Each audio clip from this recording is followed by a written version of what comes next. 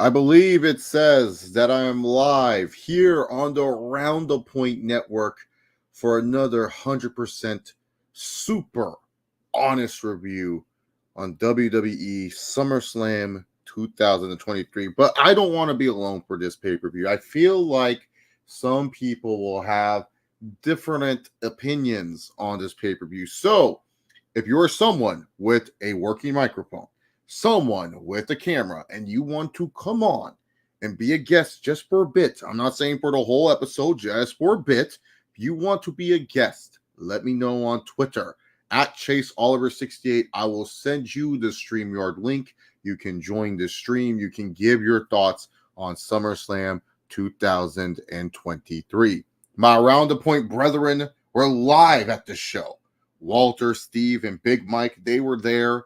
I didn't really know how they enjoyed the show. I was doing something else. I had other things to do besides just watching Summerfest 2023. And oh boy, I have never seen a WWE pay-per-view like this before, or PLE, whatever you want to call it, where the show progressively gets worse and worse and worse as it goes on. And a lot of people will probably be like, whoa, but Chase, the matches delivered, and absolutely. I think if you take one thing away from SummerSlam 2023, and I think if there's one thing about this pay-per-view, if I go back and I rewatch it, I think I'll be like, wow, that match was really good. If you just choose the catalog of matches on this show and you just pick and choose what you want, the matches all delivered inside the ring. So what's the issue? There's more than just in the ring, my friends. There's more than just what they do in there. It also matters what the story tells. And the finishes matter as well. You can execute everywhere else, but if the finishes fall flat, that's where an issue occurs. That's when the show gets devalued. And I just felt like as the show kept going on and on and on, a lot of these finishes and matches were just devaluing. That's how I felt about SummerSlam 2023. You kicked off with the most viral match. You have Logan Paul, Ricochet, and oh boy, what a good opening match this was. I actually liked this opening match, but who wins? Logan Paul wins. Okay, I get it. There's more leg with Logan Paul. You're probably have more rooms to run with this guy. Maybe he's a guy that challenges for the world title down the line. Sure. I mean, he did challenge for the world title at one point, but still, why is Logan Paul winning here over Ricochet, where you could say, hey, at least with Ricochet, it's one of our guys. We can build around him. He's going to be around a little bit more. Logan Paul doesn't really need a win in this situation. And especially if you knew how you were going to book the other matches, you decided to give it to Logan Paul. I don't know. This just felt like one of the weirder bookings to me for the opener, especially like Ricochet. It felt like he got the crowd hot right off the rip. I was like, oh man, the crowd's really, really excited for Ricochet. I had never seen this before. But yeah, the opening match, good opener, but the result was one that was really a head scratcher. And then the second match of the night, Cody versus Brock. One of the four main events is going on second. What in the UFC is this where a big time match is going second? Okay, fine. We still don't know why Brock can attack Cody. That video package was very nice that they did with the two individuals. That was great. But Brock versus Cody was a very good match. I enjoyed the match a lot, and it was one of the few moments of the night where they got the right result, they got the right winner, and they did the right thing. And then the post-match was Brock Lesnar just saying, you know what? Let me show my respect to Cody Rhodes. And when does Brock Lesnar ever do this? When does Brock Lesnar ever take time to show respect to anyone in this business? He doesn't. He just decides to do whatever he wants. But the match was good. It did its thing. We get to the SummerSlam Slim Jim Battle Royale. When Omos came out, I knew he wasn't going to win. I was not afraid when Omos returned. I was like, oh, thank God. They needed something to give us some sort of threat. I was not afraid. I knew this was a just a ploy in the beginning. And they once again got the right result with LA Knight. Now they were teasing. Oh man, they were doing their best teasing LA Knight losing this match. When Bronson Reed had that one moment with him, I was like, oh no, do not have Bronson Reed. Oh, this smells like Vince. Oh, this will get him good heat. He eliminates LA Knight and win this thing. Oh, God damn it, pal. I really thought that was going to happen. I thought Bronson Reed, I don't care if Vince is on medical leave. His dumbass will be on the Zoom call with his bad back saying that Bronson Reed has to go over, screw LA Knight. But WWE just finally got out of their own way. They finally got out of the way, and they said, you know what? We got to make Bronson Reed, we got to make LA Knight win this match. Very good exchange between him and Sheamus. Very, very good stuff. LA Knight wins. And then after this, it felt like, okay, the opening match, confusing result, really good. Cody Rhodes and Brock Lesnar, really good. Good result. Good result with the Battle Royale. Battle Royals are very subjective. How are you going to judge this match? But man, oh man, this is when the show started to go snowball. Started to snowball down and create an avalanche of crap. Ronda Rousey versus Shayna Baszler in an MMA Rules match. Look. I'm a big MMA fan. You guys know me as a UFC guy. I love me some UFC. I wanted to watch them fight in UFC. I would have been in the UFC. Hold up. I'm going to get some reinforcements here in a minute. I'm sending the link to a good buddy, a good pal. He is coming on. I'm sending the reinforcements. I'm sending it. Check the DMs, bud. I did start. I don't want to reply. I'm just sending you the link. But yes. And also, if you guys are watching this, please like, retweet, do everything. I am now live. Hashtag Summerslam Super Honest Review. Yeah, Chief, fake MMA ain't it. And this was not it right here. Golly. Shayna Baszler and Ronda Rousey. What was this? Oh, my God. I'm sorry, man. This was just horrible. There's no defending this. This did nothing for Shayna. And honestly, I felt this match, whatever you got from the Battle Royale, this match took any energy and momentum that the crowd had for the rest of the night and just deflated it. Like the crowd was just kind of like, oh, really? This is it? It was so bad.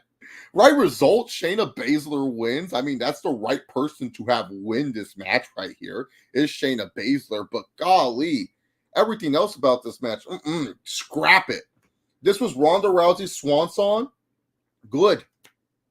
I was so disappointed, especially because WWE did such a good job with this terrible storyline, recouping it with that awesome video package, with that awesome sit down with Shayna Baszler and Ronda Rousey. They did such a good job.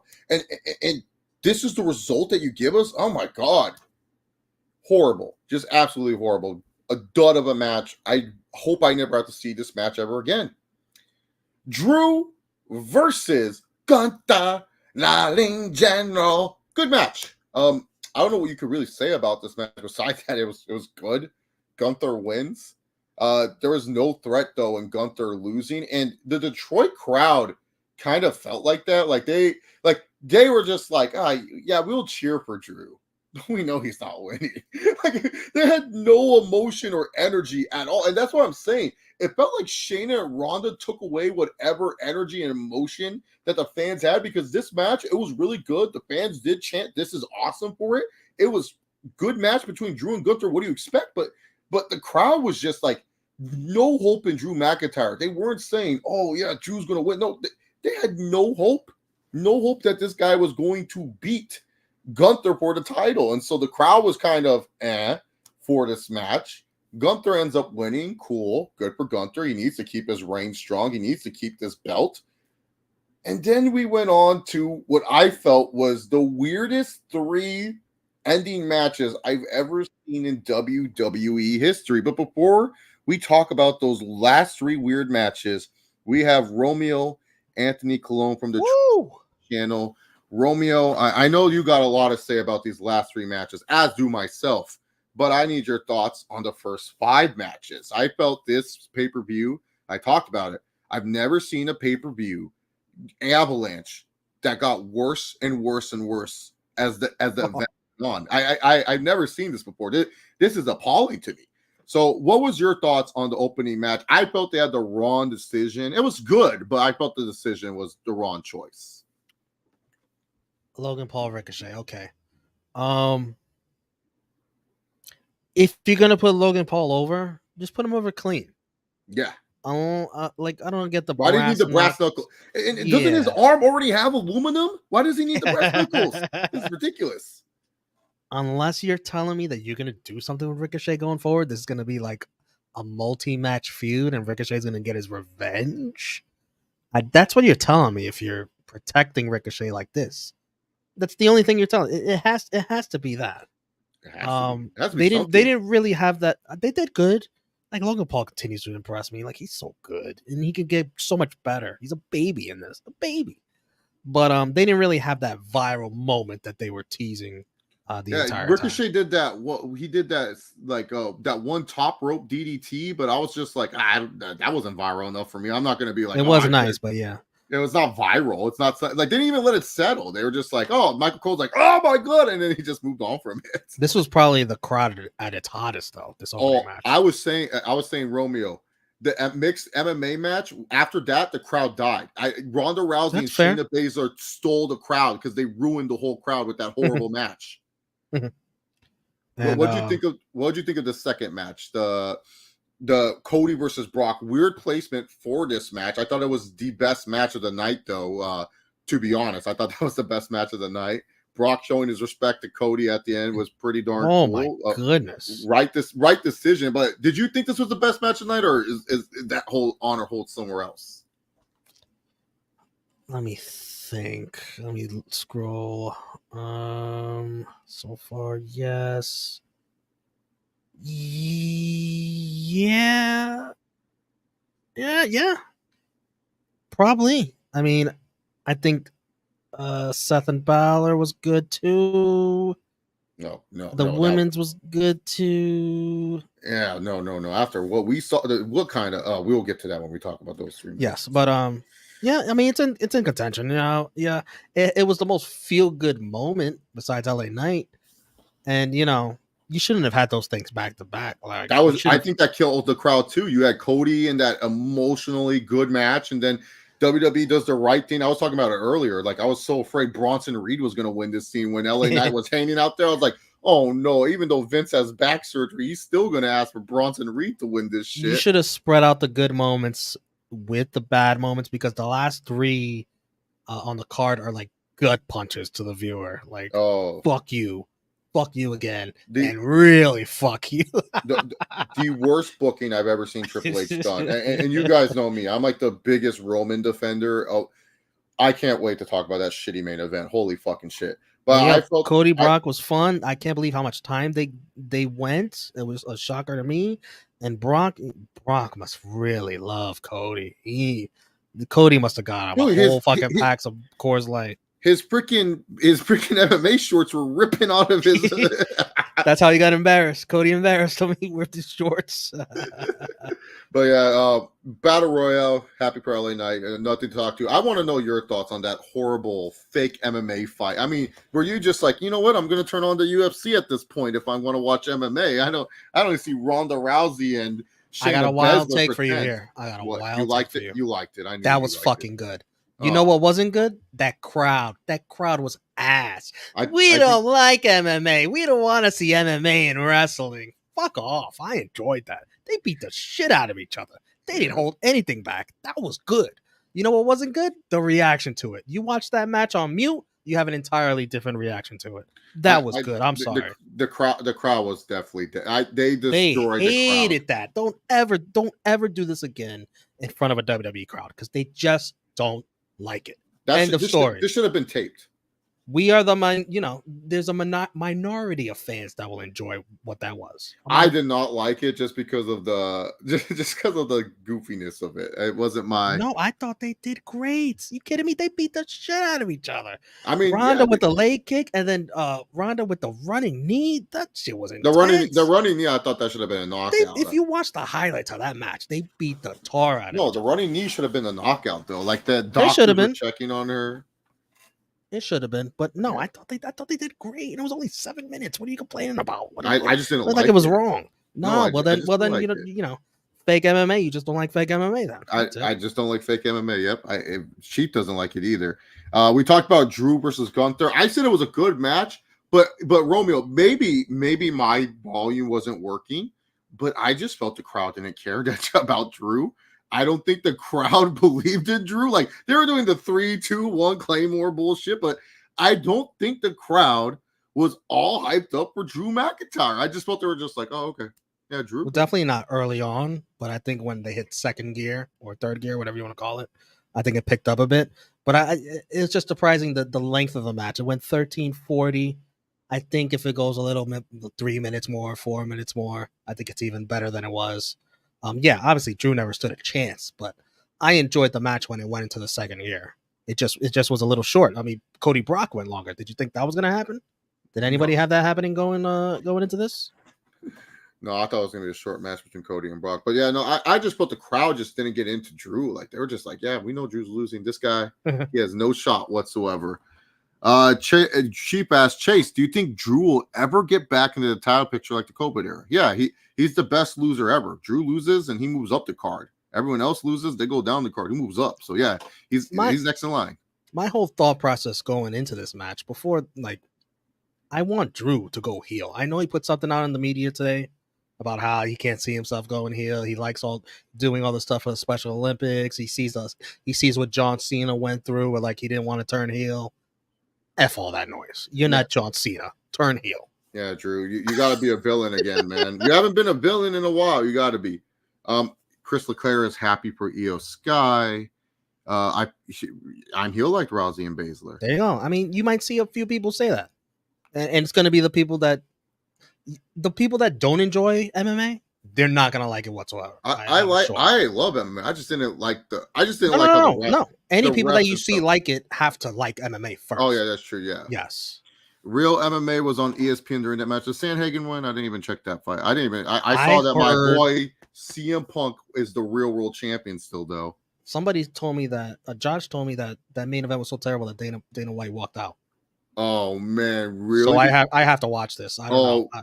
Sandhagen and Font having a boring fight. There's no way. Corey Sandhagen's never been in a boring fight. And that Aljamain Sterling tweeted out that it was shit too, something like that. Wow, really? I have to watch this when this is over or something. Yeah, I'm gonna watch this after this. Then, if that's the case, Drew versus Gunther was awful, and yeah, the crowd was a little quiet for Drew. Oh man, awful. It was good. It was just the crowd knew Drew wasn't gonna win because he's number 2. And Big Mike with the shocking news.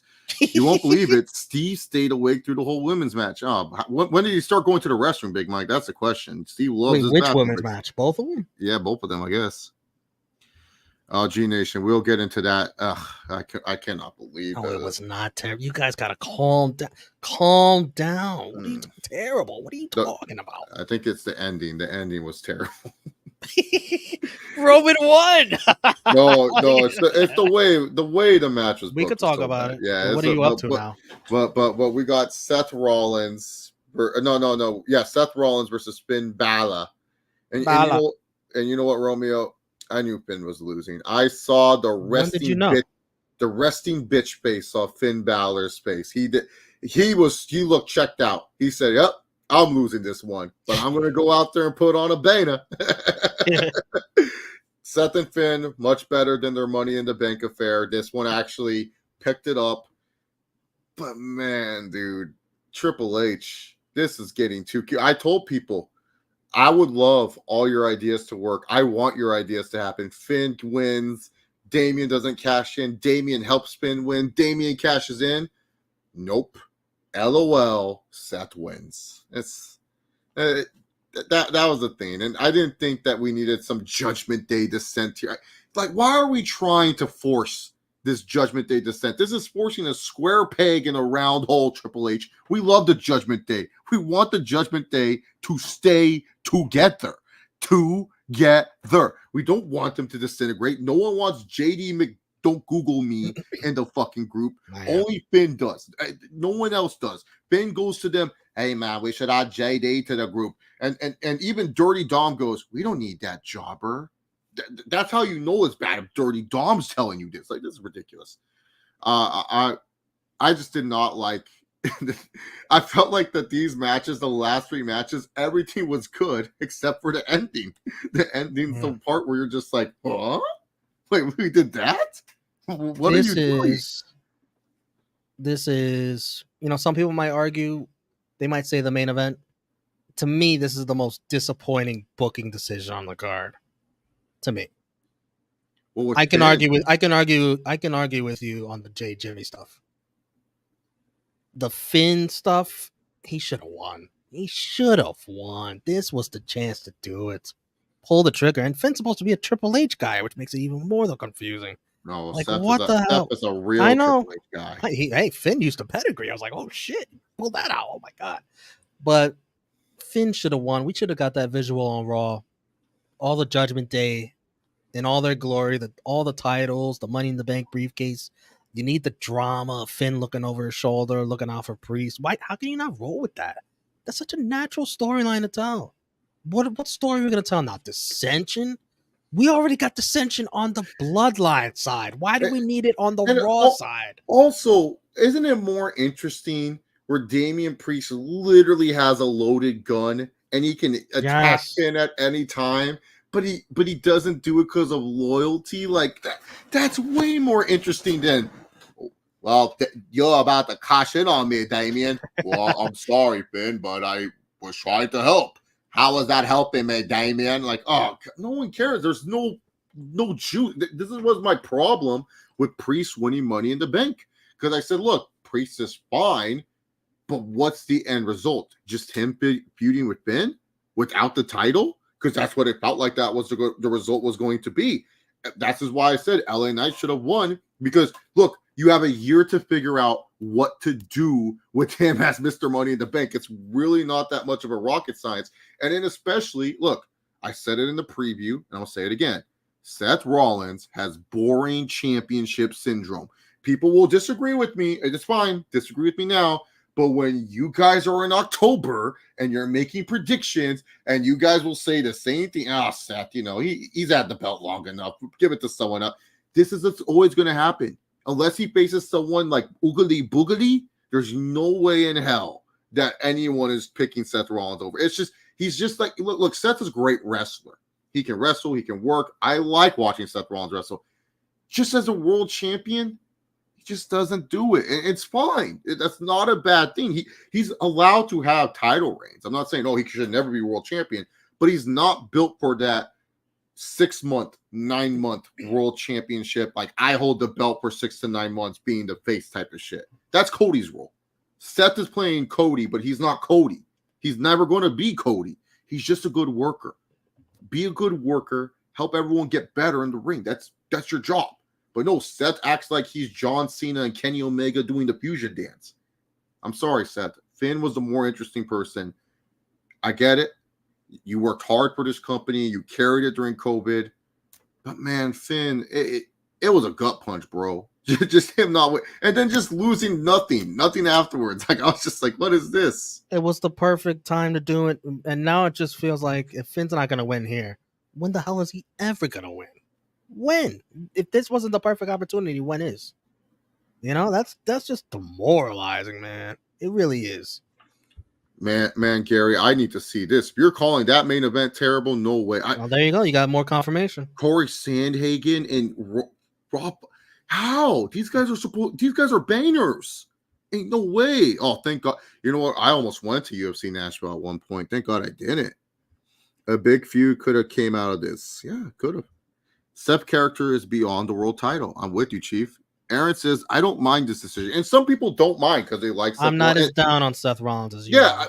But I just wanted Finn to win here. No, for me, it's just I just look. I like Seth. I'm just saying he just suffers from boring championship syndrome. This is how his red Universal title reigns went. And look, it was better when all of a sudden he lost it real quick and then he won it back. He's meant for these sprint type title runs where 1 month, 3 months, that's it. He's not meant to be, oh, let me hold the belt for 9 months, because we saw what happened and people wanted Sting to beat him. Now, Sting. People were asking for Sting. Well, they just want to see Sting get his moment. His moment. Romeo. John Cena. People wanted John Cena to beat Seth Rollins for 16-time gold.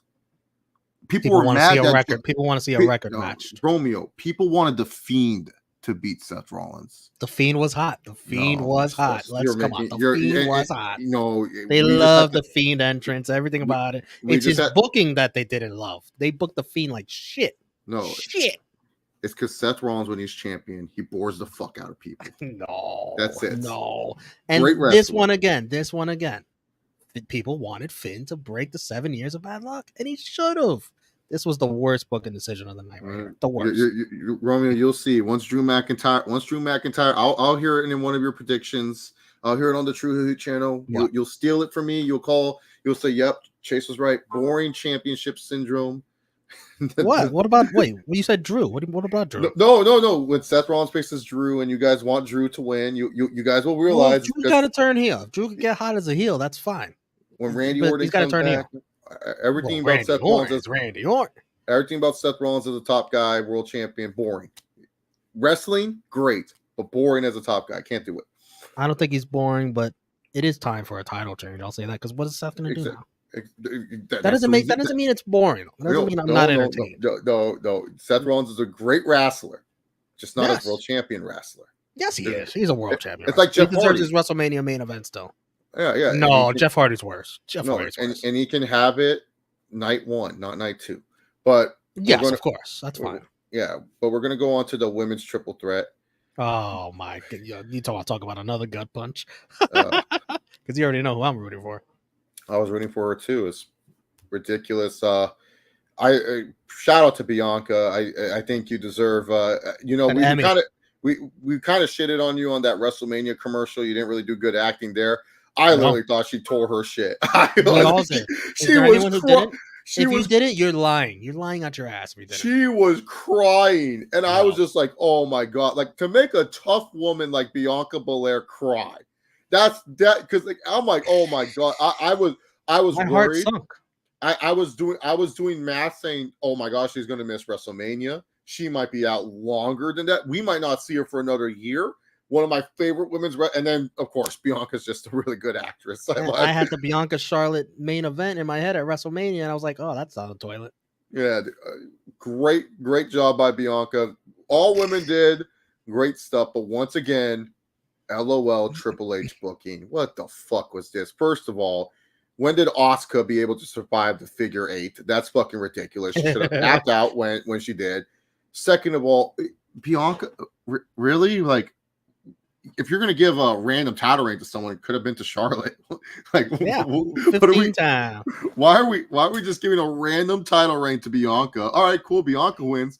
And then Io Sky catches in on Bianca. Now, some people will tell me, well, this is the perfect long-term booking. I mean, remember when they returned last year at SummerSlam? Who was the woman in the ring as champion? It was Bianca Belair. But now, Io Sky comes in, cashes in, and they beat the woman that has prevented them time after time that title. Cool, Triple H. I don't care. It was fucking stupid. I do not care. Yeah. Io Sky, look, I don't know, Romeo, maybe the TV I was watching, did the crowd feel dead when she cashed in? Like, I just felt like they were just like, oh, where's she? No, they got excited. They were just like, kind of like, but not like super roary like I thought they would be. Like, I felt Bianca got a bigger pop when she won. I felt the crowd was more excited when Bianca won. I can't blame the crowd for loving Bianca more, Bianca's the babyface here, the bigger babyface, and technically Io Sky's the heel, so I can't blame them for not popping as loud as you think they would. But, there was a little bit of a roar that we're about to see a cash, or about to see a cash. Good for Io Sky. Japan lost one title, but she won it right back for the Japanese, so Japan is still champions of the SmackDown Women's Division.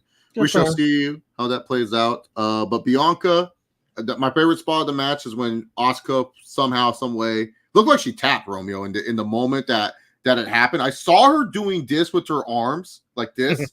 I thought it was a tap. I was excited. I was celebrating.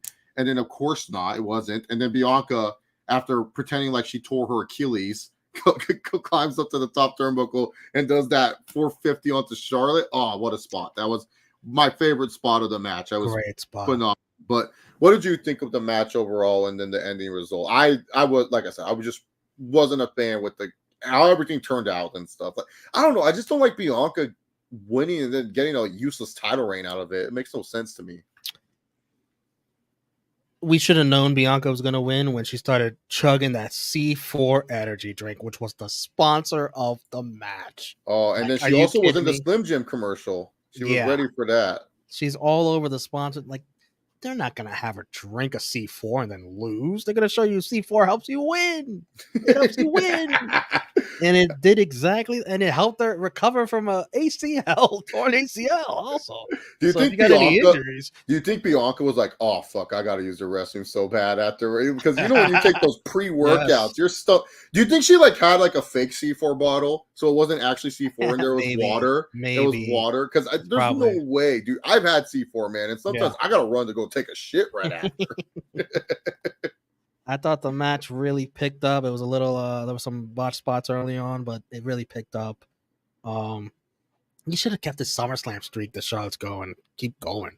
And do the cash in later on. Have her go to 6-0. Like, people love streaks. They love streaks. Keep that shit going. Remember my good idea, Romeo? I had on the Around the Point previews. I said, oh yeah, you could have it where we have the streak. Charlotte comes back every once in a while. You have the new NXT girls try to beat the streak. That's a great way to do it. And then you beat your Charlotte, because Charlotte's no spring chicken. She's gonna be on these like you said, she only shows up when it's a title feud. Because who makes the line? It's Charlotte Flair. I am the line. There was no need to put the title on Bianca just for this. I didn't like the booking, but the match and the effort by the ladies was all well done. I like the miss spot into the figure 8, even though it didn't help me out. But I did think it was cool. I did enjoy that. I was entertained by that. Bianca's acting, like you said, incredible. The athleticism was there. And I think you got something with the women's division here going forward, because everybody has beef. Everybody has Asuka should be pissed. Charlotte should be pissed. Bianca should be pissed. You got Io, and now you got a reunited Damage Control. You got Dakota Kai back. So we are clearly, at one point or another, going to get a 3-on-3, 6-woman tag. Charlotte, Asuka, Bianca, Damage Control. Well, War Games is coming up soon, maybe. Maybe they'll go back with that. Damage Control, aren't they good friends with our they haven't confirmed War Games, but it is Survivor Series. They could do it. Yeah, and I mean, Triple H, he probably wants to get back at Tony Khan and be like, oh yeah, I couldn't even do Women's Blood and Guts, so I got Women's War Games. You know how that motherfucker is. They're petty, man. Yeah, I can see that. Yeah, like Charlotte, they can choose one person. I don't know, like throw someone on their teams. Damage Control, they can pick up their good buddy Nikki Cross, and I don't know, maybe cancel Ray. She just helps out for no reason. Who knows? He can find a way and stuff. But then the main event of the evening, Tribal Combat. Roman Reigns, my tribal chief, took on that traitorous piece of shit, Jay Uso. And I'm not going to lie. They booked this match so perfectly. And I can't believe I'm saying this, but I could not believe how well they booked this match, where I really felt Jay Uso was going to win. And I felt like it was going to happen. And I think that's why I'm kind of upset, because they booked this match so well for Jay. It made me upset that it wasn't for my tribal chief. That's why I'm upset with this match, Romeo. They made my tribal chief look like a joke. This was tribal fucking combat, and Jay Uso's getting all the big moments and the big spots. This is Little Jay. Why is Little Jay looking like he is King Kong Bundy in this match? It was ridiculous. I think that's why I wasn't really feeling this match, was just that Jay Uso felt so good in this match. And it was like, if he was going to be booked this well, he should have won, to be honest. That's just how I felt watching this match, I just felt I'm not even mad that Jimmy pulled him out. Like here's the thing, the Jimmy Uso thing, that's part of the you gotta watch SmackDown to find out why. That's part of the hook. Like you can be pissed that Jimmy Uso did that, but if you ask, well, it makes no sense. Well, yeah, it makes no sense because we don't have the answer. We will get the answer on SmackDown. For all we know, maybe the elders educated Jimmy why we need Roman Reigns as champion. There's always some more lining to that. But when it comes down to this match, just the way it was structured, yeah, it was a good scrap between Roman Reigns and Jey Uso. But it just the way it was booked, like Jey Uso, I thought I was watching John Cena. I was like, the fuck is this? This guy's doing he's avoiding the spear spike combo, spearing Roman Reigns through barricades and stuff. The only thing that I liked that Roman did in this match was the whole him and Solo descent. But then Roman's gonna take vacation, so we don't even know when him and Solo are really gonna pick up that argument and stuff. So that was another thing that I didn't like. Like, it's just gonna take a while. I don't know. The match, it's fun. I'm pretty sure if I go back and watch it, I'll love it. I'll be like, oh wow, that was great. But I just think the way it was booked just made me feel like, man, why is Jay so fucking overpowered? Like, why are we doing all this for Jey Uso? Like, I think that's what upset me more than anything else. Like, but the match was fine. Roman wins. I'm happy with that. But it's just the way it was booked. It felt like, just give the belt to Jay at this point. Why are we doing anything else? Like, I just think the booking was weird from start to finish of this match. I think that's where I stand on this match. I'm not mad that Jimmy interfered. I don't think that deserves to be getting mad at, because that's the whole point. You're supposed to watch. It's like it's supposed to be the twist. It's like Don Callis betraying Kenny Omega. Why did Don do that? Well, you got to fucking watch the show to find out. That's why. I kind of disagree with you here, because I thought Roman dominated a lot for the early portion before Jay ever changed the momentum. I was waiting for Jay. When is Jay going to pick this shit up? Roman's kicking his ass. He's enjoying the shit out of this. I think there was enough of that early on that when Jay started kicking things into gear, it evened out a bit. And then Solo comes out, and Solo changes the tide of the match until we get the dissension between Solo and Roman, which I found very interesting, and I wanted that. I'm very glad they did all that, because that makes things even more interesting in the storyline. I was thinking to myself, like, man, Solo's here. He's helping. It's 2-on-1. If Jimmy's going to come out in this match, I'm going to be like, where the hell have you been? Like, hello, what's taking you so damn long? He's getting his ass kicked. And I found out real quick why he took his sweet ass time, because he was not on Jay's side. Now, that's going to be the big talking point coming out of this, is the Jimmy Jay stuff. And, is it justified? Will they explain it? Doesn't make sense. Why would he do it? Explain it. They're going to explain it. Yeah. Like, why does it, like, they're going to say it doesn't make sense. This doesn't match the story they're telling. I'm going to give them a chance. I'm going to give them the chance to explain it. Because the seeds were planted all along. Paul Heyman was planting the seeds. Roman Reigns was planting the seeds. Roman Reigns said, the only reason, Jay, you're the right-hand man is because Jimmy was on the shelf. He said that loud and clear. If you chose to ignore that, you chose to ignore that. But it was said. It was set up. This is the thing, like, especially, like, here's the thing. I like the bloodline storyline. It's just sometimes, like, you can tell when there's, like, certain gaps because Roman's not able to appear. But, like, when people go, like, oh, well, why did Jimmy do that? It's like, guys, you got to watch the rest of the show. Like, it's like I said earlier, why did Don Callis betray Kenny Omega? There was no seeds that he would do that. Gotta watch the fucking show so that way you know why he did it. Once you watch the show, and like you said, pay attention to the words. Understand who you're dealing with. Roman Reigns and Paul Heyman. Paul Heyman's a master manipulator. This guy's been manipulating people since fucking 2002.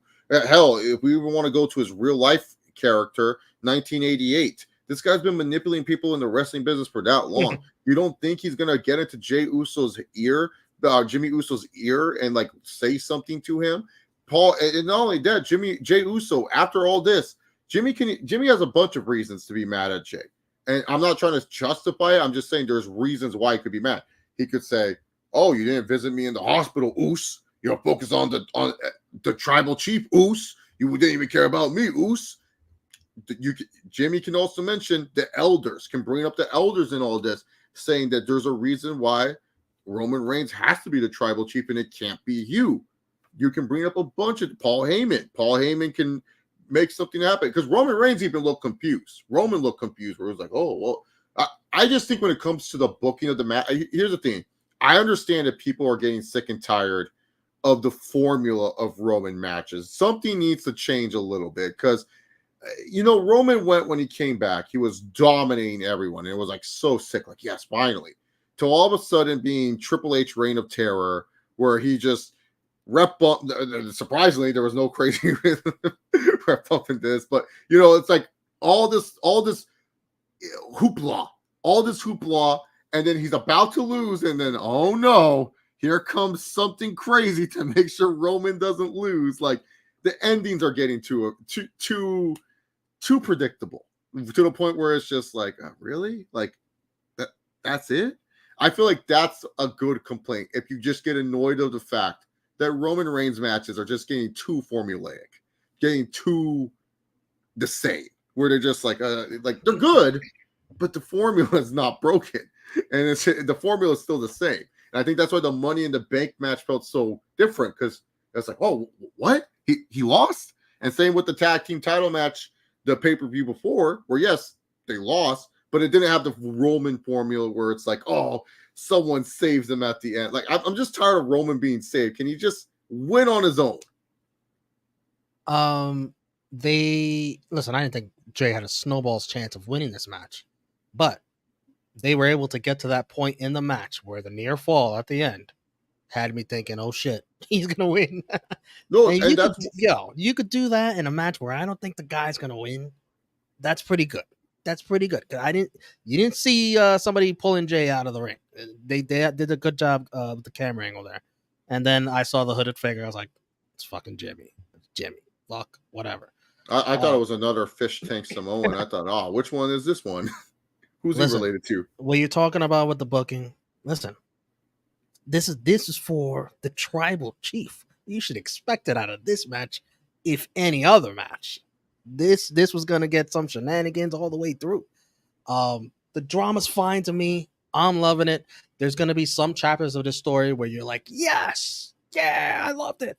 And there's gonna be some chapters of the story where you're like, fuck, shit. It's supposed to piss you off. That's part of the storytelling.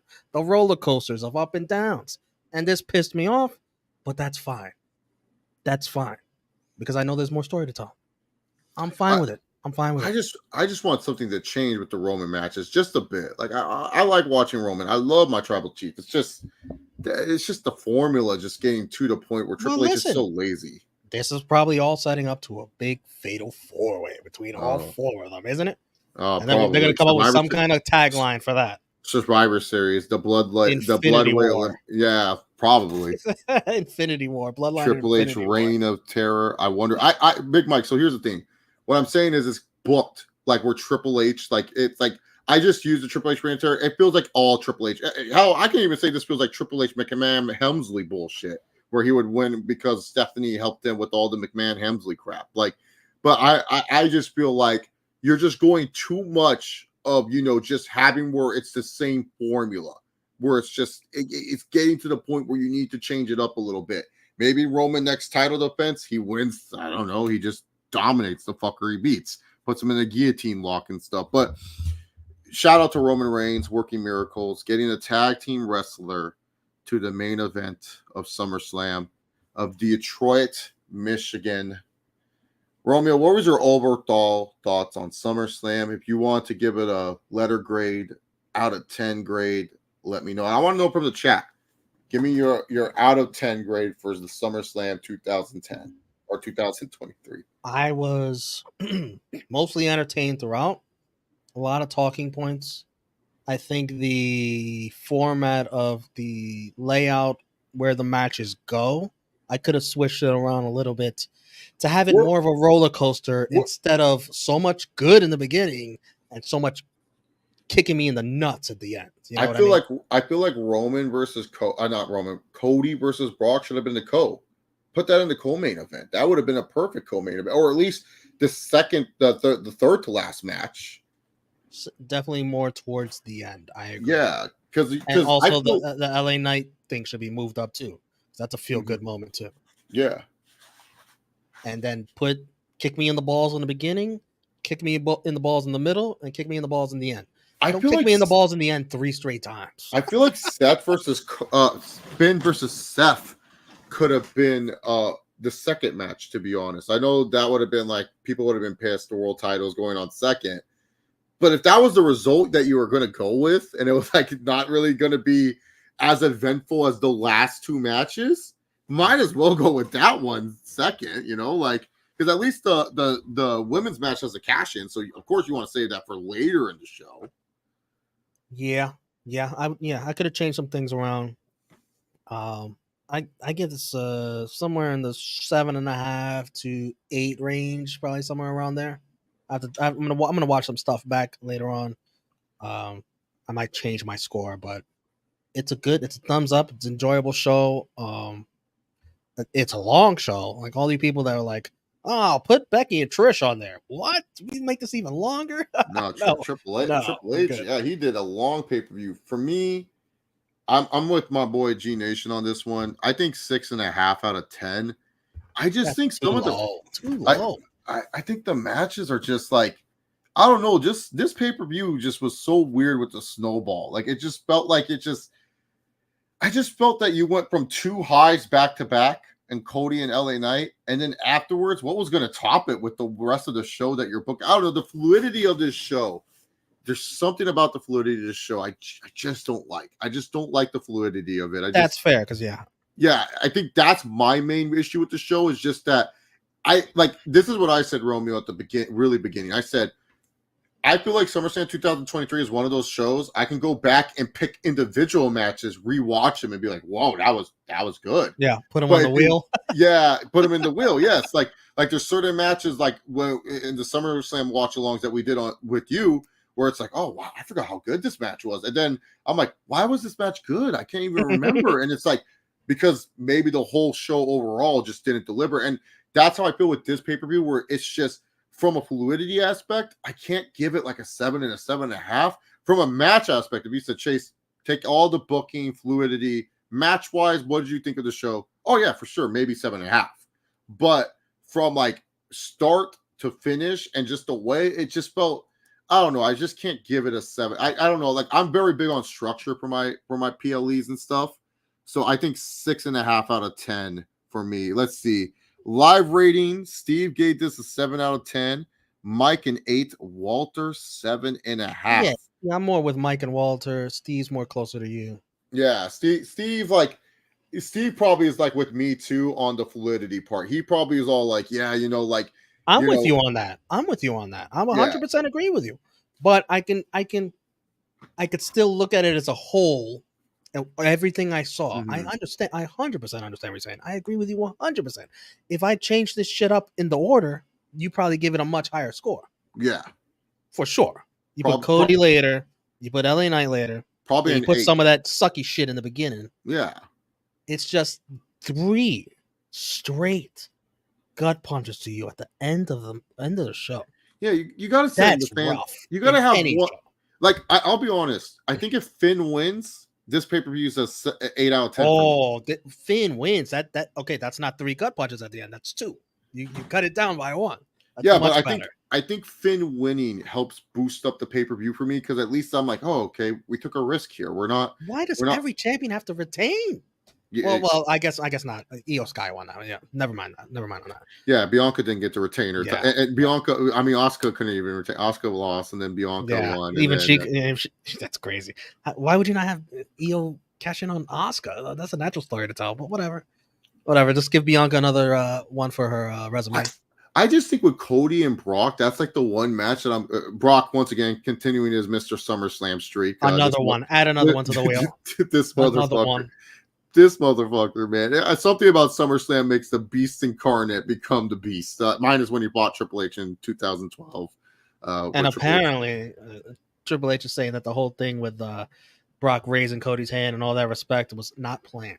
Oh, dude, it didn't look planned at all. Like this, Cody's face, like, because Cody's very like his face tells the whole thing, and he was even confused what the fuck was going on. But that was cool, man. I love that. Oh, you never ever see Brock do that ever. No, dude. That's how you make stars. That's how you make someone like Cody already had the respect. But then if you want to know, Cody Rhodes is, and Michael Cole, I think he said it right on the head. Cody Rhodes is now a superstar. He said something to the effect of that. Oh, Michael Cole, MVP. If we're doing MVPs, I gotta give it to my. He was in his bag. Fantastic, and I cannot wait for him to be on Raw going forward. Both shows going forward, he was amazing, especially with the Jimmy Uso stuff. He spoke like everybody watching. The first thing he said is, "Why?" Yes, why? Exactly. He said it just piece like of that. Crap, Jimmy Uso. And he's gonna be on Raw. He could talk about Dominic every Monday. It's gonna be fantastic. The one that got me was actually the first match of the night when Logan Paul won. He goes, "A good match, but what a bad ending." I gotta rewatch that. I was like, Michael Cole is just shooting, man. He's like Sheamus in these media days. He's so good. He's better than Patrick. Yeah. By the way, this year's SummerSlam was officially WWE's highest-grossing non-WrestleMania event in history. Oh, Jesus! I mean, Ford Field, they probably broke a lot of records. I'll say this because I was at the previous two SummerSlams. This one looked like it was more sold out, like more filled than Nashville and more filled than in definitely Vegas. Vegas, people left the Vegas show like pretty early because of the Wi-Fi going down. So a lot of people were just like, "Nah, we bouncing." But the Nashville one, there was a pretty good empty amount of seats there. I think Detroit showed up, but I just think the crowd, I don't know, the crowd was very hit or miss in my personal opinion. No offense, Big Mike or Steve and Walter. I know you guys were there. I'm sure you guys were cheering, but I don't know who else was in your section, but they weren't cheering. I agree. All right. Unconvinced Spin ain't ever getting a world title again. By the way, guys, send in some questions. You can be SummerSlam related. It can be non-SummerSlam related. By the way, I think some of the difference in rating here might be because some of you guys felt you hated that MMA Rules match so bad, while I liked it. So I think I think MMA Rules is going to be that one match that like it affects people's ratings. Like I'm sure like when you guys do, we probably agree a lot on everything else. Yeah, I'm sure when I watch the Trio Heat review tomorrow morning, I'm sure I'll probably see around 7s to 7.5s in that review for sure. Like I'll probably be the only low in the comments if I'm up and in the chat, I'd probably be the only one that gives like the 6.5 out of 10s and stuff. So, by the way, did you love Logan Paul showing up at the Jake Paul fight in his wrestling gear? I saw the picture. I didn't. The only thing I saw from the Nate Diaz, this is what I saw from Jake Paul and Nate Diaz. I only saw the last portion of the fights, and it went how I pretty much felt it was going to go, where Nate just beats up Jake Paul, like does the Diaz pressure.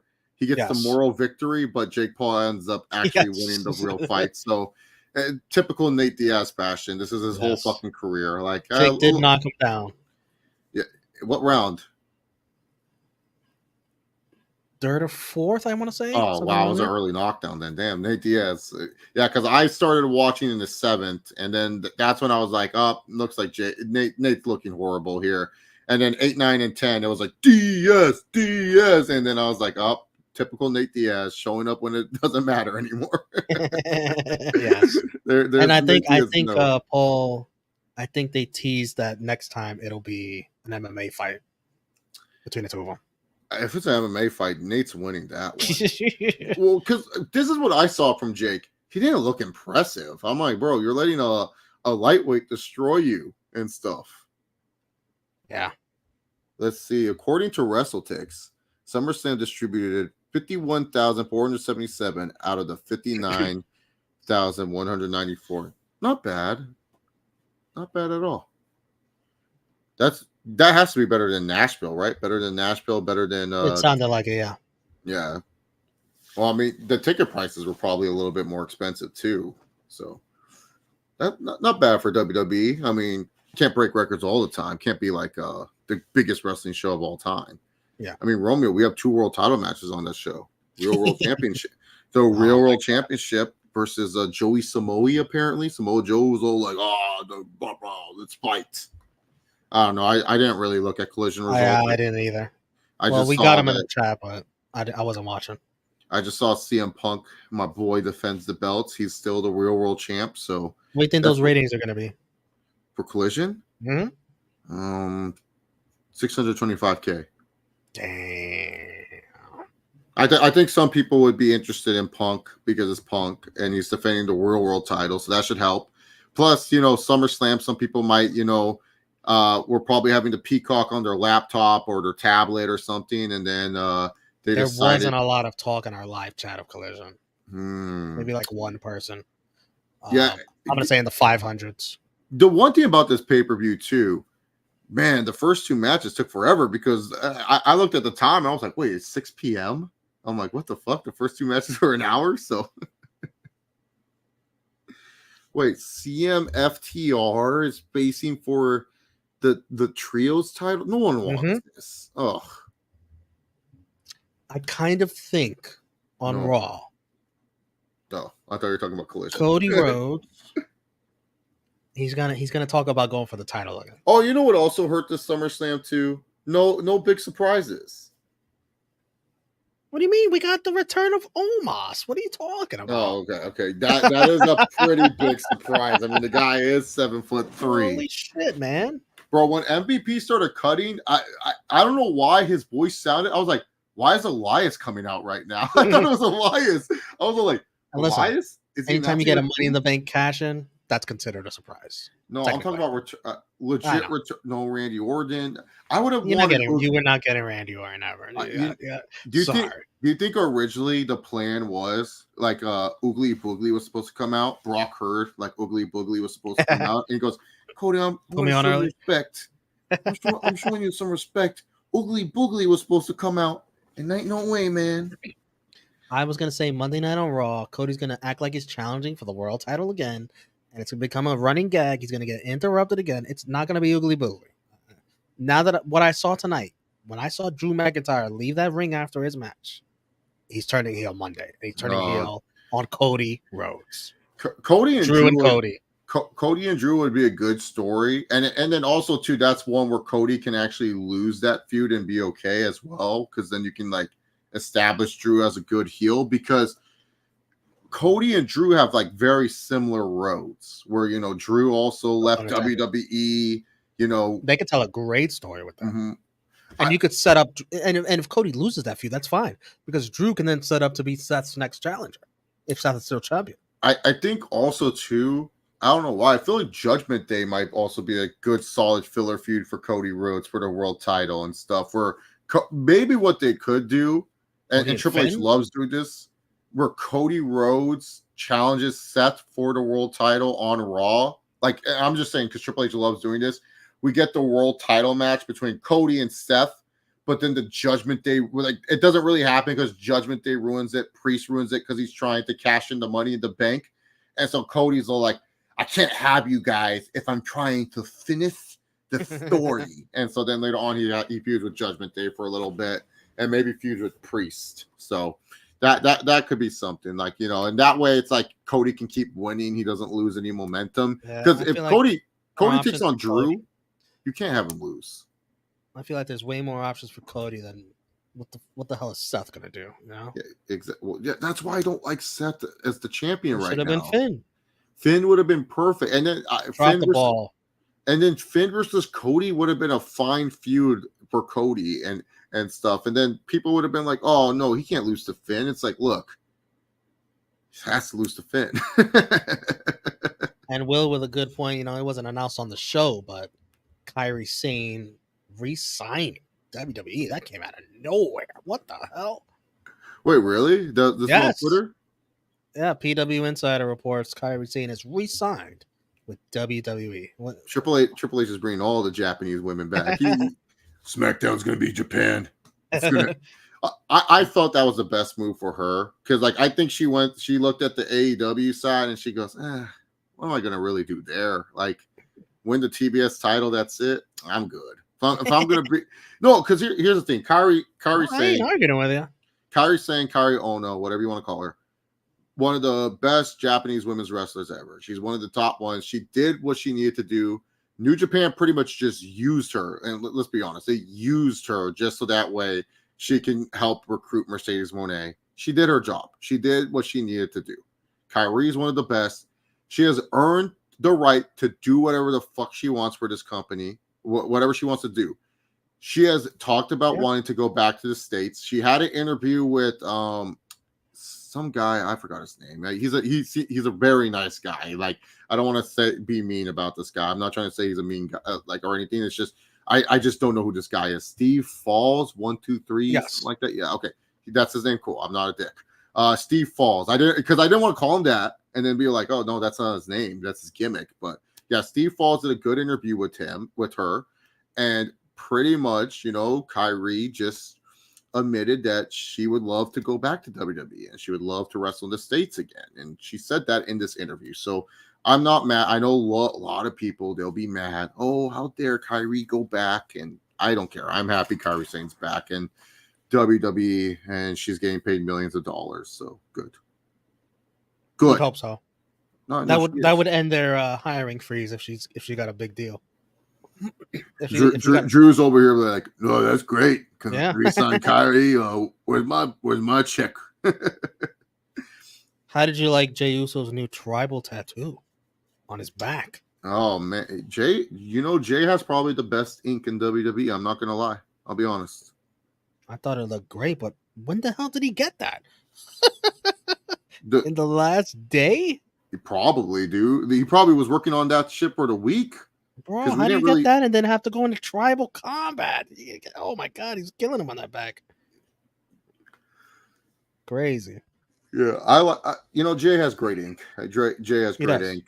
And I'll say this, my man Solo, bro, you got to hit the gym, bro. You're letting yourself go a little bit, man. You're letting the main roster make you too comfortable. You look like my boy Triple H in SummerSlam 2012, Solo. Oh, Jesus. We just saw that, yeah. Tell me when you start what does CM Punk say? Tell me when I'm telling lies. Yeah, tell me when I start telling lies, Romeo, because you do not look good there. What tattoos does Finn have? Finn's 7 tattoos look like that wasn't a tattoo. That was just when he draws shit on his marker, body. Right? Yeah, that wasn't a tattoo. And that 7 was all for nothing. Go figure. I did like the drama of you could hear them talking. Finn was like, no, we stick to plan A. We're not going to plan B, plan A. And then later on, he's like, plan B. And then plan B is a disaster, which was Damian wanted earlier, plan B. But now Damian's all salty, all mad, like, I don't think we should do plan B right now. Finn, I don't think you do the voice way better. Like Benito, I don't feel like we should do plan Benito. B. Right. I have to start with Benito. Once I get you, no. So for anyone who wants Chase, how do you do these impressions? I to start when you want to learn how to do an impression, you have to learn a catchphrase or something they say so you can master the voice, and then you can spread the voice. So when I started doing my Connor impression, and anyone that knew my early Connor impression, here's my left hand. My left hand will hit you and knock you the fuck out. So people would get so annoyed because I would just say the left hand. Now I can do whole phone call conversations with my friends, and they think they're talking to Conor McGregor. So with Damian, sometimes I feel it's inconsistent. So I start off with, hey, Benito, and then I pick up the consistency. And then I start talking about the Judgment Day. And then I start talking about Mommy and Dirty Dom Mysterio. And then once I learn a little bit of Espanol, he'll be muy perfecto. Because then I can start saying some stuff. But yeah, no, Damian takes the time. I just need to do Benito because I don't know. It just makes me laugh when he says it. He's like, hey, Benito, I know we cool and all, but you can't do anything about the Judgment Day. I understand the story they're trying to tell with all that. I understand. And I don't think the people involved are doing a bad job of playing it out. I just don't want this to play out this way. That's all. Yeah, Kevin Patrick. I don't know what this guy does. I don't even think being next to one of the greatest of all time and Michael Cole will help this guy. He stinks. I'm sorry. KP stinks. Like I'm sure he's a nice guy. I'm sure I would love to have a pint with Kevin Patrick. But everything about this guy stinks. I don't know. Yes, Vic Joseph is way better. Vic Joseph deserves an opportunity on the main roster. Why is he regular? He's so good on NXT. He's great. I love him. And Michael Cole's number 1. Vic Joseph is number 2. Patrick. I think Jimmy Smith was better than Patrick. Remember Jimmy Smith? I love Jimmy Smith. Yeah. Jimmy Smith is like one of my favorite commentators. I loved him in Bellator. I loved him in UFC. I don't know why people hate Jimmy Smith. I still don't know why they didn't give Tom Phillips all these opportunities. Oh man, I'm so tired of Kevin Patrick. Tom Phillips sent some dirty texts. Oh, haven't we all? Jesus. Yeah. I'm telling you, he sent some to the Queendom. Yeah, I know Cole said that Finn had a 7 tattoo, but he was wrong. You could see it fading through the match. It was not a tattoo. You know, Michael Cole got some bad information. But Cole's great tonight, and Cole's going to be great doing double duty. You kind of wonder, is this a swan song for Cole? Because I know he has mentioned how he doesn't think he has that many years left doing commentary full time. I think Cole, you know, it's like one of those things where they just know that the Raw team is just missing that real voice. And I just feel like they love Wade Barrett. Wade Barrett's great. So yes. I think way better than Corey Graves. Way better. Corey Graves is just he was okay. He was okay tonight. I mean, the main event he did good, but he's just okay. You know, he's just okay. Like Wade. I miss Pat McAfee. Oh, Pat. I know. Yeah, I was hoping we'd get more of him when football season not on. I guess he's done then. Whatever. Yeah. I was hoping before SummerSlam we would have gotten, hey, let's go. And then Pat comes out. Dan Campbell's with him, rubs his shoulders and stuff like that. And then Pat raises Dan Campbell's arm. And then Michael Cole's like, oh, my Corey, it's Pat. Pat's here with Lions head coach Dan Campbell. And then Pat walks down the ramp, joins the commentary team. Oh, man, that would have been great. That would have been great. Especially because Pat don't follow the wrestling when he's not on it. So he the Rumble, he was just trolling the whole time. He goes, I heard Dominic Mysterio served hard time. Oh, I heard Rhea Ripley is now called Mommy. Oh, Mommy. The best was when he was making the Boehner Bro jokes with Drew and Sheamus the whole time. And he was trying to get Cole and Graves to say it. Oh, that's funny. Did Dana White do a press conference? I don't know.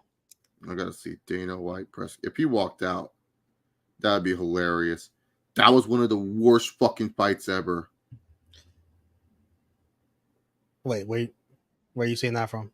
That'd be great. No, I'm just hoping. If Dana just went on the press conference and said that. Yeah, Dana White press conference, Nashville. By the way, I'm seeing a lot of discourse on Twitter, talking shit about the Bloodline storyline, and I'm mostly seeing it from AEW fans who probably didn't even watch. They want so badly for the Bloodline story to get stale and die out and go away because they know that's WWE's golden goose. Come on, guys. Stop. Watch the shit, please, first. If you're going to criticize it, watch it first. You know it's bad when Dana avoids the press conference. So he wasn't there.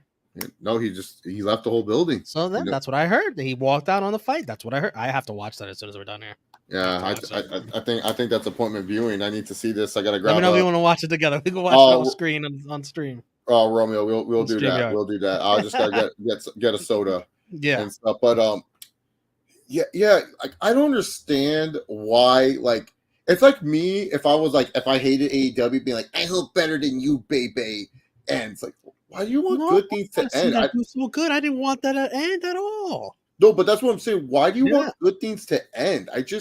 I don't get the discourse. Like, I really don't. And if it's tribal combat on Twitter. It's literally tribalism. Yeah, this is tribal combat.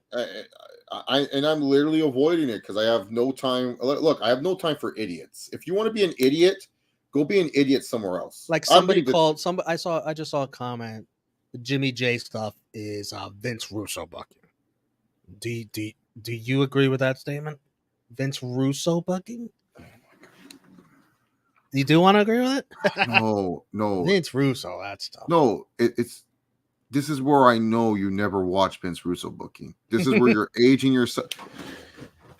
It's one thing if you want to call this like Eric Bischoff booking, sure, because Easy would do something like this. Vince Russo booking would have been so much worse. It wouldn't have been Jimmy Uso to have done this. It would have been some random fuck to have done. God damn, I hate wrestling fans. They're so stupid. I swear to God, some of you guys are just so fucking stupid. Like, seriously, no, the saying touch grass doesn't even help you. You just need to go outside. You just need to start opening the fucking door. Whatever forbidden door, stop buying that shit for $49.99. Open the real forbidden door. Open the door to the outside world with fresh air and blue skies. Oh, and it rains outside. Good. Maybe actual water hitting you will make you wake up, because I know you're not drinking enough H2O. Because if you say, oh God, I hate wrestling fans. They're so stupid. Like, just do a sit-up, do a push-up. I guarantee you, if you do a sit-up once in your life, you'll be like, holy shit, this actually feels happiness. Whatever happiness you get at watching Joey Ryan having other wrestlers grab his penis, trust me, man, if you just do a sit-up, you'll get that same happiness. It doesn't change. I swear to God, I hate wrestling fans. Like, you never watched Vince Russo. You never watched it. You're calling this Vince Russo booking. This is not Vince Russo booking. Is it a swerve? Yes, but that does not make it Vince Russo booking. You fucking morons. Can you guys stop being fucking morons? Can you guys stop being fucking idiots? What your fucking dumbass cokehead GM and AEW does, that's Vince Russo booking. You fuckheads. I swear to God, dude. They fucking love this booger sugar piece of shit. And it's just, and look, Triple H is no saint either, but Jesus Christ. He made some mistakes tonight. Yeah, he made a lot of mistakes tonight. To say in the Call of Duty world. Oh, man. It's just, Vince Russo booking. Y'all never watched Vince Russo. God damn, dude. Man, this makes me want Tony. This is why sometimes I wish Tony Khan would just fall flat on his fucking face, bro. Just so that way people can see, like, dog, y'all never watch Vince Russo book. He does, and he does weekly. He does. He gets some stuff wrong. What are your thoughts on Jake Paul defeating Nate Diaz? From what I saw, Silver Surfer, he struggled to beat a lightweight. That's not good. You can't be struggling to beat up Nate Diaz. Yeah. Oh my God, Vince Russo. Bro. Yeah, I mean, yeah. There's always a little thing in the back head of like, this shit is rigged, but like Jake got his shit in, he won, he got a knockdown. Diaz got his shit in. Look, in the end, you know, whatever. It's just entertainment to me. I'm not taking it too seriously. I think people already know the storyline is going to be further to Cody finish the story at Mania, but yeah, comparing to Russo booking is overboard. Yeah, that's the problem with Triple H. It's just that he knows how to get to the long-term ending. He just doesn't know how to book the middle of it.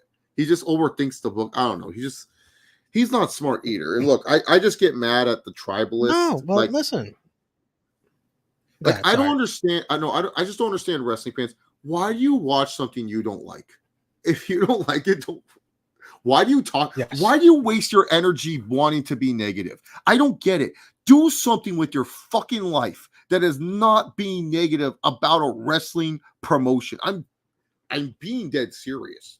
If you want to critique it, be a man, turn on your camera, buy a microphone, come on the stream. Talk like a human being. Look, Romeo and I had disagreements tonight. Do you see Romeo and I screaming at each other? No, he liked the show. I'm like, whatever about the show. It is what it is. This is how you conversate with human beings. This is normal conversation. This is what you do.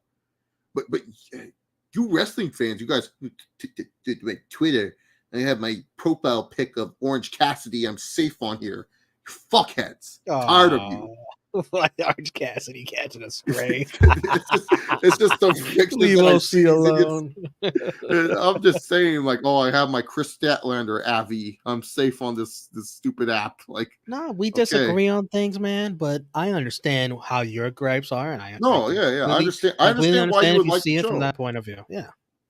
No, but that's the whole point of conversating. These people don't know how to conversate. They just want to watch something, hate something, and hopefully people like the tweet afterwards. Oh man, I hope I get that that like an interaction that I don't get from the outside world. Like just go outside. I'm just being that serious. Like here's the thing. What I hate is if you hate watch something, don't watch it. That's it. I don't really hate AEW. I like some. I'll poke fun at AEW. There's stuff I like. There's stuff I like. Here's the thing. I don't like elite stuff. What do? I don't talk about. I just skin whenever sad happens. I'll rant about it. I move on. I move on. I don't care. I really don't care about elite stuff. But better for you, baby. Yeah, I'll talk about MJF. I'll talk about Adam Cole. Orange Cassidy's title reign. I don't care for it. Why do you think I just say Orange Cena wins? LOL. That's it. I move on. I like it, but he needs stories, fleshed out stories, like which they are beginning to tell now. Finally, one. Jesus, about time. With the Mox and the BCC. Great. Love it. He's been having great matches. And to me, that's an AEW problem.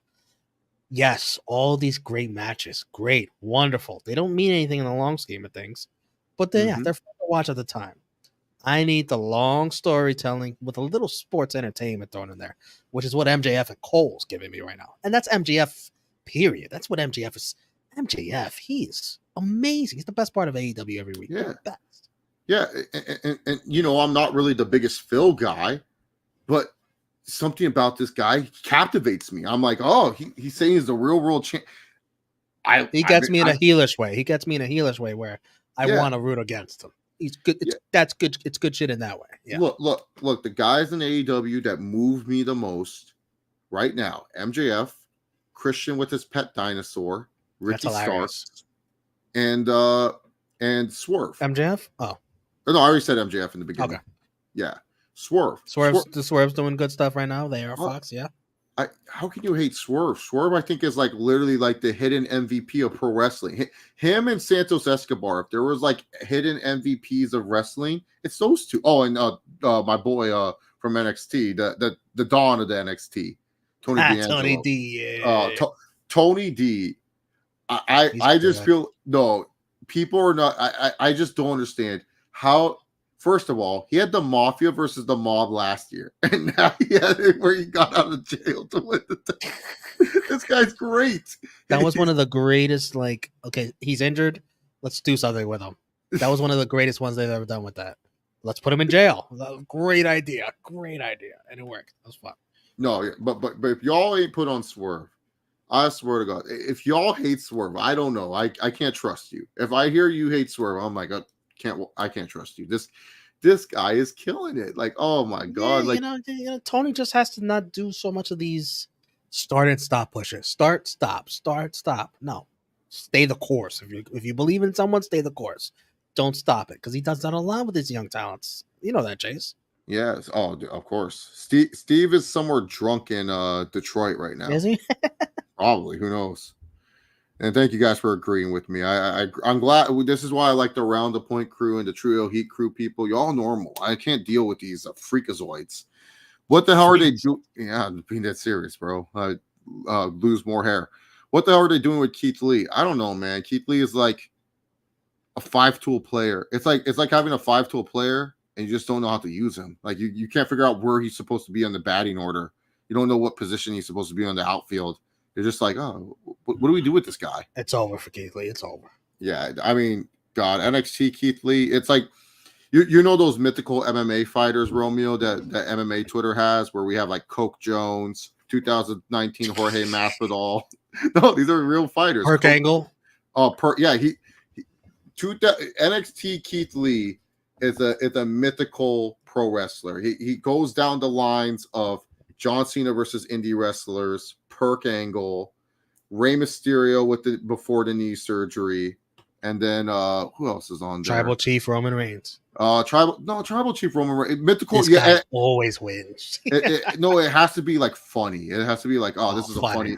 Funny nickname. Like C-level Kane. Like Cain Velasquez only won at C-level. Or 5th round Diaz. You knew it was over when Nate Diaz made it to the 5th round.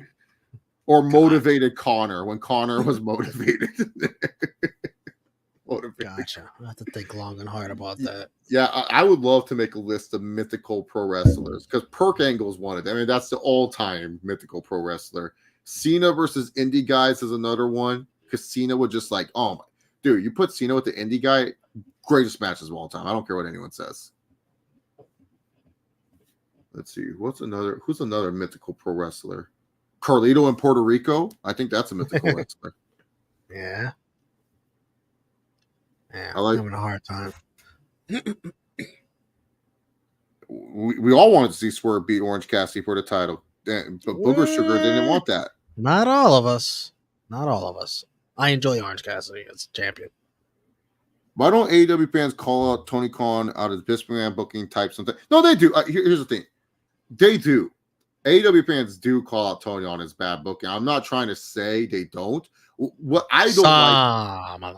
Yeah, some of them do. What I don't like is when the AEW fans call out Tony Khan or they focus more on WWE's.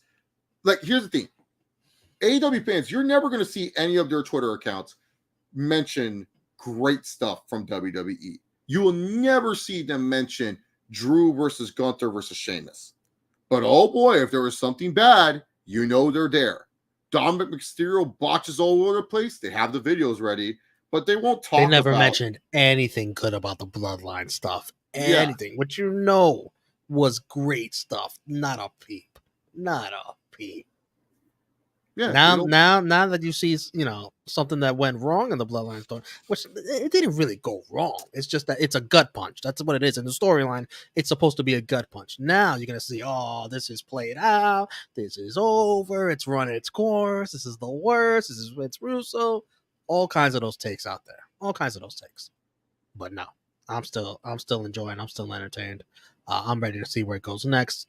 I think we're heading to I thought we were going to head to possibly Roman Solo, Jimmy J, but they might just mix all those two together, and we're getting a fatal four-way somewhere, which sounds like a WrestleMania match, if anything. But I don't know. Where are we going to have this? Is there a Saudi show coming up? Is there a Saudi show coming up? I mean, October is normally always one, right? October, November, they always have one then. October they have, isn't that Fastlane? Yeah, but they've done it before. Is that going to be Survivor Series? But they always had it. But they always had it where they had like the Saudi show and then like the B level pay per view, so they can do that. Is that going to be Survivor Series? The fatal four way. Who survives as tribal chief? Oh. I think that's what it is. Make it elimination. I think that's the headline. Fatal four way. Bloodline Infinity War. I keep calling it that, but I don't know what else to call it. They're gonna come up with some kind of tagline. You'll see. Bloodline Survivor. Something. No, Romeo. Who survives the bloodline? No, Bloodline Endgame. There we go. It's the end game of the bloodline. If they could get away with it, they'll probably incorporate the Survivor name in it somehow. So they got away with Civil War. They literally just stole everything. Yeah, War. It has to be elimination. Like this is like a Survivor Series fatal four way. Yeah, who survives out of the four of them? This is the end game. They have to eliminate. It is coming. That's what it's going to be. You think that, Chase? I think that's what we're heading to. Oh man, what a T-shirt! I need to get this. And the tribal chief, tribal chief, and still the tribal chief. Yeah, the undisputed WWE. Oh, Steve. By the way, Steve, great guy. Did show me video of the SummerSlam Superstore. Was not impressed with the selection. I did buy Big Mike a mini helmet, even though I wasn't there. I'm a nice guy. Bought my good friend. Oh, look, Benito. Hey, Damian Priest is here. What's up? What's up, everybody? But yeah, great guy. Steve showed me the SummerSlam Superstore, and he like, oh, I had that picture ready already. Damian Priest made that his profile picture, by the way. Sorry. That shit is hilarious. That face was hilarious. He was mad that that was Ben wanted to go with Plan B. But go ahead, continue. What about Steve? But yeah, I bought Big Mike a nice little mini helmet, but the store not really. Which helmet? The Detroit, the SummerSlam helmet, the football helmet. Oh, okay. Yeah, I bought him the mini helmet. I sent Steve the money. But I don't know, dude. I saw the piss gold belt in Steve's camera. Did not look good in the camera. Stop calling it a piss gold. If your piss is yellow, drink some fucking water. The yellow mustard gold, the Panda Express hot mustard gold. I love the belt, but I agree with you that the women's world championship is probably the sexiest of them all. Oh, the women's, once Charlotte wins the white women's world heavyweight title, she's gonna win that, and she's gonna win this other new one that Io got. That's 15 and 16. She's gonna win them both. I would like that. That'd be. How about she just wins at the same time? All right, let me see how my Roman. I'm surprised this Roman TikTok didn't hit. The one where it's like when your girl. So I did the Roman TikTok where it's like when your girl accuses you of texting. No, I didn't.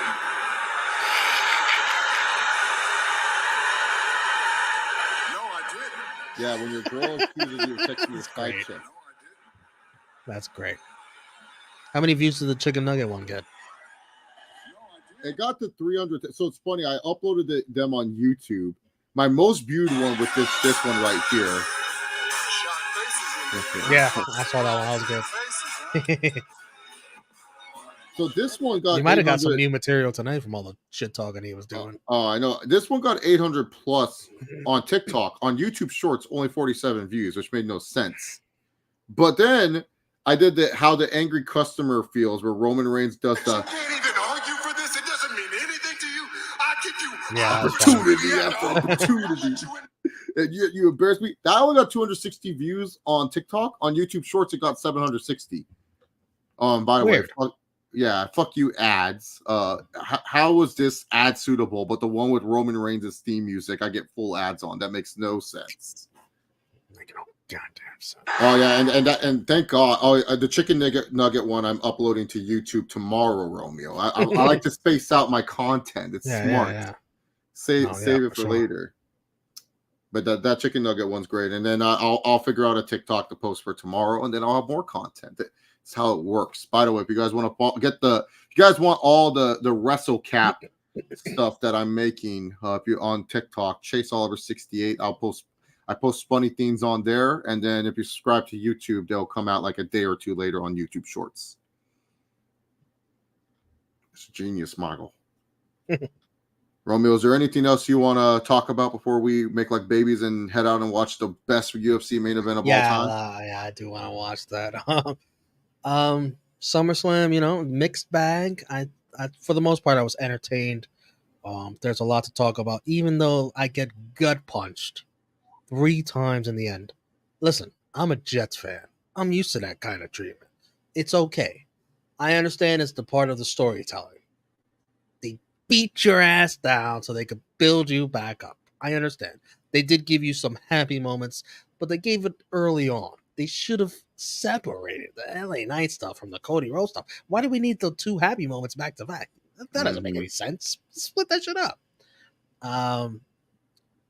Listen, a lot of people are going to find something wrong with this pay-per-view for sure, that I may not agree with, but I can respect. I can understand. A lot of this stuff, it's what's the word they always use? I forget the word they use. This is an ugly shirt and still freaking champion. It should have been and new champion with the Judgment Day. Disgusting. Did Io get a t-shirt? I want to support Io. She gets a t-shirt. A lot of this stuff was, to each their own. There's another word for that, but it's slipping my mind right now. Subjective. I think that's the word. Subjective. Yes. Subjective. Yeah, subjective art form. You like what you like. You don't like what you don't like. That's fine. We can go back and forth. We can debate, but let's debate, friendly.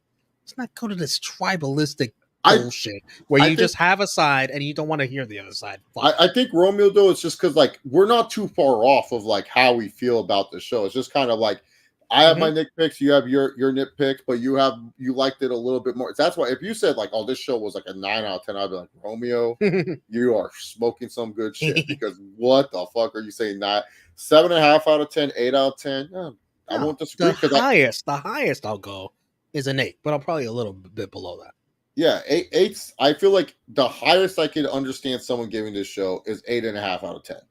Right. 8 is okay. That's fine. If I hear 9, I'm like, what did you love about this show? Please, I want to hear the breakdown of where you loved every little bit, because that just feels too much. But yeah, no, the tribalism, y'all just need to go. Y'all really need to open up the real forbidden door, and that's the little door outside your front door. That just open it up, and then you go to the second forbidden door. I know most of you guys probably don't do this, but it's called driving. So you open up the car. Some of you may have to click a little button to make the car lights turn on and off. Click the little button, and then boom, you can get into your car. So yeah, I don't know. They gotta come out with a strong Raw hand, and I'm glad that Michael Cole's starting right away. That's a good first start. Yeah, Michael Cole, he's gonna carry this. Anyways, thank you all for watching. Make sure you guys tune in to the Around the Point Network. Hey, if you guys like WWE 2K23, and if you guys like match simulations, boy, we got some good ones for you. Oh, by the way, that's free this weekend if anybody wants to try out the game. Oh, it is? Yes. Oh, so there you go. You guys can download us. We're on the Community Creations, all the Around the Point crew. But ATP G1 Climax. G1 Climax. Fight and Glory happened. And guys, I am not bullshitting you when I say this. Night 7, Part 1, just watch the main event. And then go into Part 2. Night 7, Part 2, quite possibly one of my favorite match simulations. We saw Spider-Man squash Rey Mysterio. And when we say squash, he squashed Rey Mysterio. And then Steve's Caw, Heel Steven's Caw, took on Will Ospreay. And what can only be said, has the greatest match you will ever see. So make sure you guys tune in. And then tomorrow, depending when Walter gets home, we are going to be doing ATP Gaming Dominion. And that will feature all the G1 Climax block finals on that card, along with a lot of other great matches you can't miss. And just to say the G1 block Climax finals, we have our ATP UK champion Big Mike trying to avenge his first loss against the Icon Sting. We have Walter going against our World Heavyweight Champion Spider-Man, who's unbelievable. Heel Steven taking on, who the fuck is he taking? Oh, the American Dragon, Bryan Danielson. Good luck with that. And in my block, the almighty Hulk Hogan taking on AJ Styles. By the way, what the fuck? What did Logan Paul call his leg drop? The Logan drop or something like that? The Hulk Logan? Something like that. It was weird. Oh my. Fuck, I forgot. Damn, you're somewhere in the right area. Yeah, something like that. And then Romeo in your block. Hogan Paul? I think it was Hogan. Yeah, Hogan Paul. There we go. That makes sense. That sounds just like it. And then in Romeo's block, Cody Rhodes taking on Bret Hart, correct? That is some good shit. USA with Canada. 2 royal families. So guys, tune in tomorrow. Tune in tomorrow. Or tonight. Tune in later tonight. You guys don't want to miss it. And by the way, we're the real bookers of the year. And also check out Heels on Stars. Jack Spade is actually the best booker of all time. Anyways, Romeo and I are going to watch Sandhagen versus Font, the greatest UFC main event of all time. Thank you all for tuning in. Thank you all for watching. Be sure to subscribe. Be sure to watch everything. Follow me on TikTok at ChaseOliver68. Follow Around the Point on Twitter. I can't even find it. Why doesn't Steve have these labeled? He has this one. What is this? He has this black screen. What's this for? The fuck is this? What a goof. But then we have the AT Point Network. Follow us on Twitter on there. Sometimes Steve posts on there. I don't know. He doesn't post on there. And yeah, TikTok at ChaseOliver68. And then YouTube, Chilling with Chase, where I'll post shorts, mostly memes and stuff. So yeah. And yeah, that's pretty much it. Romeo, plug away everything you want to plug. For Romeo Anthony, X, Instagram, YouTube, TikTok, and check out True Hill Heat Wrestling on YouTube. We'll be live at 12:05 p.m. later on today to talk about the show in full detail. I'm sure there'll be a lot of disagreements, as there was right here on this super honest review. But I think it'll be civilized just as it was on here. So. No, yeah, it's always civilized on there. Dude, did you guys see this Cody Rhodes bear? The fuck is this? His teddy bears now? Don't show Steve a teddy bear. He's gonna this is new wrestling. Old bear, yeah, old bear, yeah. This new teddy bear. Bear, yeah. I'm gonna get Steve this stupid teddy bear. He loves this stupid God damn, dude. Fucking it. I gotta see a WWE shot with these teddy bears. I just saw it. I was like, what the fuck is this? The fuck is this? Yeah, the black screen is ridiculous. Steve, why do you just have a black screen on? That's too. I'm like, no. Hide the screen. No, everything else is Romeo. Nothing else is labeled. Like, he does nothing else labeled except for black screen. Black screen's labeled. Conor McGregor's not labeled. There's Conor right there. How the fuck am I not labeled? I am not fucking labeled, but the black screen is. That's fucking ridiculous, mate. I am fucking pissed off. Fuck off here, Steven. He has this. He doesn't even have this labeled. The Raw Rundown, by the way, check that out. I know the pay-per-view just happened, but you can check out our SummerSlam preview where we see how wrong everyone was. I was wrong. I don't think I did good on the predictions tonight. Maybe some of this stuff. I gotta go through that shit. Well, you can go through that shit afterwards, after we watch Corey Sandhagen stink up the joint. But yeah, the teddy bear will finish the story before Cody Rhodes. Oh no, man. The rest you gotta feel good if you're a Cody Rhodes fan. Everything is going as planned, and that was look at Brock Lesnar giving that rub. My God, are we gonna get babyface Brock going forward? I guess again. Brock Lesnar he just had to know. It's like Shawn Michaels against Hulk Hogan. I just had to know. Oh my god, dude! Oh no, we can't show Steve this page. Look, they have a Cody Rhodes teddy bear. They have a Roman Reigns teddy bear. They have a Undertaker teddy bear. Oh, they have a Stone Cold teddy bear. Oh man. Oh, what is this? Rey Mysterio? They don't that. Oh, they have NWO Hulk Hogan teddy bear. Get them all. Gotta get them all. And then they have Hulk Hogan teddy bear. And then, you can give the teddy bear titles. I swear. He's getting them all. You can get teddy bears titles. Fuck WWE, bro. These guys are so not serious. Good night, everybody. Teddy bears. Thank you. Fuck you. Bye.